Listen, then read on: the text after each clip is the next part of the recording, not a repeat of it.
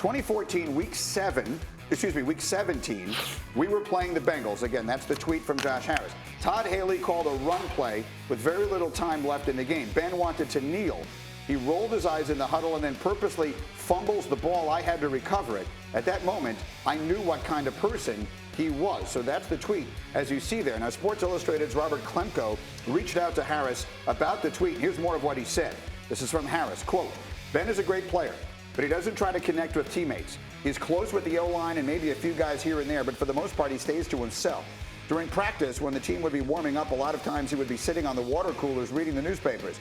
So when Ben is critical of players publicly, without having a relationship with them, it can rub them the wrong way because they don't know if it is out of love or what. And when you call out all pro guys, that definitely doesn't sit well with them. Harris played one season with the Steelers in 2014. Ryan Clark played a lot of seasons with the Steelers. And first and foremost, before we get into all the rest of it, as I read the story this weekend, my first thought was, that can't be true. Ben Roethlisberger could not possibly intentionally fumble a football late in the game, right? I think the problem is you don't really know. The Ben I know, the competitor I think he is, I wouldn't think he'd do something like that intentionally. To think that he hasn't done anything for me to think that he couldn't be that petty, though.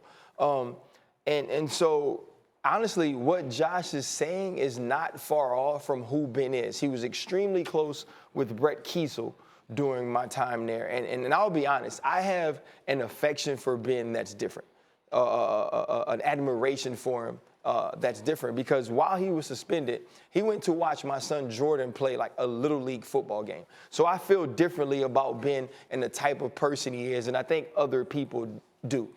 He's not a natural leader.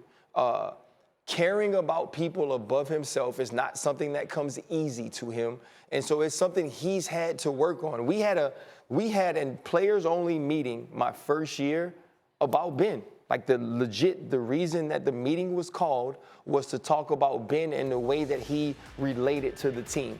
And so he had to work on those things. But to say that a guy fumbled a ball intentionally is just hard for me to believe that. I'm going to stay here, guys. I know we have a million other things planned, but this is more than I was expecting. So you had to have a team meeting about Ben. What specifically was it about Ben that the team needed to all get together and talk about? It was just that people felt like, guys who were there before me, because obviously it was the first year I was there, felt like the guy he was coming into the league and the way that he behaved in his first 2 years changed after they won a Super Bowl, changed after they won a championship. He distanced himself from the team. He wasn't a guy who ingratiated himself into the culture of the Pittsburgh Steelers and the people in that locker room. And I think that was something for him that he had to understand. And, you know, you talk about, Josh Harris speaks about him being close to some of the O-linemen. That was the same thing when I was there.